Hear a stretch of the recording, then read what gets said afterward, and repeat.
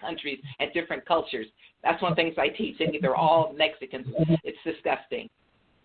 That's right. I mean, one of the Fox News anchors, I forget which one, I think it was Steve Ducey, who said that all these people are coming from Mexican countries. I was like, okay, yes. I think we can wrap this day up now. Yes. Yes. We can wrap this up exactly right now. Point. Okay, all right. Mexican countries. Okay, that's all. Mexican countries, like they're not Mexico and the other countries, exactly. I have seen that we've also got another New Yorker that has joined the conversation, and I do want to bring her in. Maureen is an author and also an educator, and she's out of the New York area. Dean, you'll be glad to know that she's actually out of has some ties to New Jersey as well. So she's got ties to New Jersey, and she's an author and has done everything from special ed to various other kinds of teaching, and I just wanted her to call in because one of the things that we're definitely learning, I think parents are learning. I don't have any kids of my own for whatever reason, late 50s, and have never got that significant other that say the right words, or I haven't said the right words, so I don't have those, but I do have 2 nephews, and I've got tons of friends with kids, and they're all now learning the importance of teachers because they are now having to be teachers themselves because of the at-home teaching that so many people are doing. So I know that they're reaching out we talked about Facebook, they're reaching out on Facebook and Twitter and basically asking their teacher friends, is this normal if the kid is not paying attention, and some of the other things that are going on as we're going through this new normal, even with education. So Maureen, I wanted to bring you on to talk about the importance of education and also talk about your book, because you have a book. And I know it's slated for 2020, but I don't know if it's going to come out now in 2020 or if you've had to push it back to 2021. Thank you for having me. I really appreciate it. I'm honored to represent teachers, that's for sure. So tell the rest of our listeners and the rest of our folks that are on the call with you. I've got Mona, who's a stand-up comedian out of Los Angeles, Yvonne Holly, who is running for Lieutenant Governor here in North Carolina, Sharon Hill, who is a Toastmaster as well as a motivational speaker, and now I've got you. So just tell us a little bit about your background in education and also a little bit about the book that you've got coming out. Oh, thank you. My background, I was a teacher from the get-go. I was an elementary school teacher. I was educated in Washington, D.C. at Catholic University, and then came home to northern New Jersey. I lived right near New York City, and taught middle school, high school, elementary school, and continued to focus more predominantly on special education. I was a child study team member, and I worked with families and children with disabilities for many years, and then moved into administration. So I oversaw programs, and I developed all kinds of programs for students with disabilities. I'm not sure if you're aware, but New Jersey has a very high rate of autism. About 1 in every 30 students in our state has autism, is on the spectrum. So I spent most of my career working with teachers, and being a teacher, I taught higher education, general education teachers how to be special education teachers, which was a lot of fun, a lot of talented educators. And now I'm transitioning into being a writer, and my book is coming out hopefully in the next few months, and the main character is an educator, because I wanted to have people really appreciate and understand a little bit about how hard it is to be a teacher. Yeah, teachers, that's definitely a hard field, and I have great respect for teachers. My aunt, I had an aunt that passed away who was both a teacher and a principal. She was actually a principal in the New Jersey area, I believe in the Sparta area, if I remember it correctly, and everything. And I have a couple of other aunts and relatives that are still involved in the teaching profession and things of that nature, and of course quite a few friends that are teachers. So mad respect for teachers. I know how important they are to society. I did have a quick question, which is, why do you think the autism rate is so high there in New Jersey? Because I did not know that fact. I did not know that it was that high, and I was just wondering if you had any theories as to why it's that high. Well, I think, first of all, we have excellent programs in our state that work with specific programs for students with autism. A lot of parents, a lot of families move to New Jersey for those programs. And also because of early intervention, doctors and physicians, pediatricians, they're really working with the schools earlier. So when they see signs of autism in children, 1 to 2 years old, they work with and then end up working very closely with the medical professionals and the school professionals, and then transition into the schools at the age of 3. So there's a lot of very good interventions set up now. I would say in the last 15 years, and then move very the transition to like preschool 3-year-olds and preschool 4-year-olds. There are many, many programs in the public schools that really work with children throughout the spectrum of autism. So we're really meeting the needs here. It sounds like y'all are doing a great job of meeting the needs. Just to give a heads up to folks that are listening, I actually was discovered very late in my life as an adult that I have dysgraphia. I had actually gone through, it was one of those job transition periods, so I had gone to Goodwill. Sharon, I believe you were on the board of the Goodwill Foundation and everything, but there was some Goodwill training and things of that nature, and they did some testing, and that's when they discovered that I had dysgraphia. I want to say I was in my 30s, so that's like a form of dyslexia, or as I like to say it, Mona, and you'll get a kick out of this, as being the comedian in the group and everything, me and left and right are not good friends. So, like, if we go in to walk somewhere and you tell me to turn left or to turn right, I will eventually get to left, but it might take me a minute to figure out which way is left and which way is right, because me and left and right are not the best of friends. Welcome to the club. Thank you. I still don't know. And I still don't know what's right from wrong. I think maybe that's why I'm single. But yeah, no, it's I don't yeah, many of us don't know left and right. But I should have taken that arranged marriage offer. But I'm not even worthy of being a 3rd or a 4th wife at this age.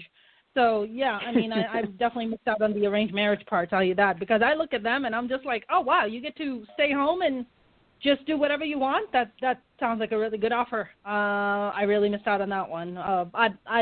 Somehow I bought the idea of, like, hard work and being independent. What? I just want to lie down. I just want to eat Cheetos and just watch Netflix. Like, what was I thinking? Totally. Just out of curiosity, this goes for you, Mona, as well as you, Yvonne, and Sharon, and I want to come back to Maureen. But since we have Maureen, the educator, on, share with us some of your experiences with educators and maybe who your favorite teacher was, or a teacher that meant a lot to you. Maybe it was a teacher, Mona, that brought you into comedy or told you were the class clown, or maybe it was somebody that was in a totally different field that had nothing to do with that. But who were some of the teachers that you remember as when you were in school? And I imagine that was school in Pakistan, because you said that you moved here, I think, in your high school year. So some of those schooling was in Pakistan and some was here. Right, that's right. My teachers played a significant role in the person that I've become. There's absolutely, in our culture, we respect teachers even sometimes even more than our parents. Teachers literally sit at the top of the hierarchy in our culture. We have tremendous respect. I think that was one of the big culture shocks for me when I moved at 15, was how just as I went to an inner city school, and the big shocker for me was watching inner city kids disrespect their teachers. And I was like, oh my God, if you did that in Pakistan, like your teacher has the right to basically assassinate you on the spot. And if your parents show up, your parents are like, what happened? And they're like, your kid was disrespecting me. And then the parents take that shovel and start digging that grave for that child. They're just like, I must have raised a rotten child. Let me take care of that for you. We just have tremendous respect for our teachers. We just do. I had this amazing teacher named Sir Basil in Pakistan. He was a Christian teacher, and that was a big deal for me because it's primarily Muslim. And he was a wonderful human being who taught me how to stand up for myself. He was absolutely amazing. And when I moved here, I had an amazing, history. I'm a big history buff. I had an amazing history teacher who I just loved and adored. He was wonderful. My journalism teacher was wonderful, who helped me gain a voice for myself. Teachers, I just have so much love and respect for teachers. I cannot even begin to tell you. For somebody who's a college dropout, I tell you I have a lot of respect for our teachers. Definitely. What about you, Ms. Holly? Well, my teacher experience was twofold. In the elementary school, it was solid. I had really good African-American teachers that taught me. But when I first integrated the schools, it was a little tough. some of the battles were with the teachers. When you raised your hand and they would never answer your question or never call on you, that was a dark period. But as the time went on, and I learned how to maneuver, yoo-hoo, and then the teacher would turn and say, well, what, I would embarrass them. And to the point that they would recognize me and ask to get my question answered. But then later on, when by the time I got to high school and the schools had been integrated for a little while longer, I had some wonderful teachers that made up for some of the bad teachers that I had had early on. So I'm a strong believer in education. I won't give anything from my Howard experience, which was a different kind of education on top of that. But I think teachers play a big role, but you don't need to put all your faith in teachers. You need to educate your children as well. And so many parents think that it's up to the teacher to do it. They're now learning that they're going to, while they're home with them, there are a lot of things that they can be teaching their kids that the kids need to learn, and that only a parent can teach. So teachers come in many forms of fashion. They're educators and then they're teachers. Definitely. I agree with you. What about you, Sharon? Is there a particular teacher that you remember that really motivated you and everything?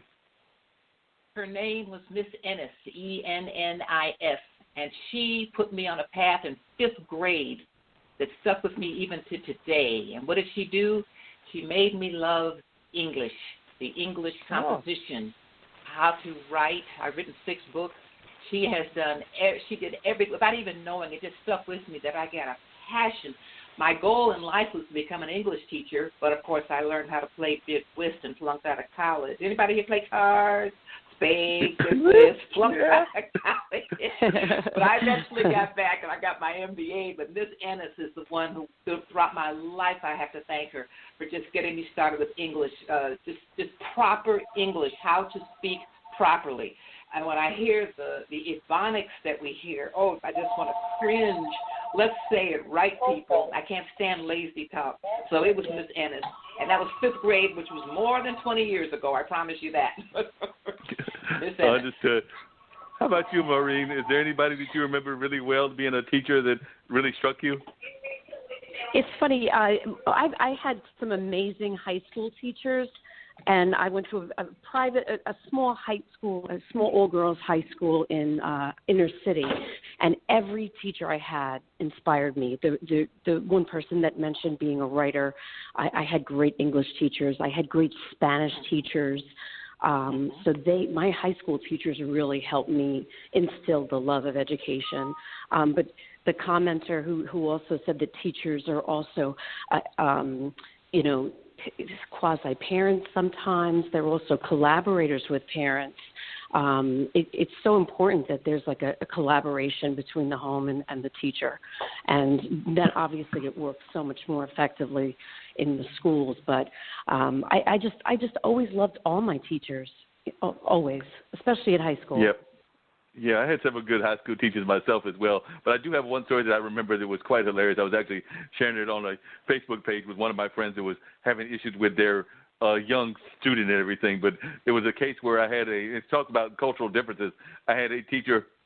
I was taking physics. Don't ask me why I was taking physics, because math is not my strong suit. It's kind of like me and left and right. Math is not a strong suit, but I somehow managed to get talked into taking a physics class, and this particular teacher was writing this very long, complicated formula that dealt with physics and everything.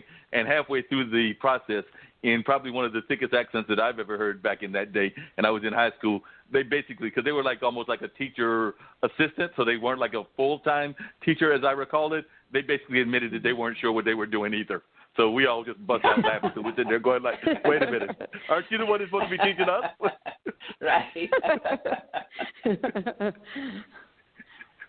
So that was an interesting experience. I did have some good teachers in college. I went to Marquette University, so I remember having George Reedy, who has since passed on, but he was the press secretary for LBJ, and he taught journalism. And he was not a spring chicken at the time. I think he might have been in his 60s or 70s, and I was probably in my 20s, and he had already served with LBJ and was teaching, so I had a great deal of respect for him. There was a Marquette is a Jesuit university, and there was a very popular professor that was kind of on the liberal side. There was another professor that I wasn't a big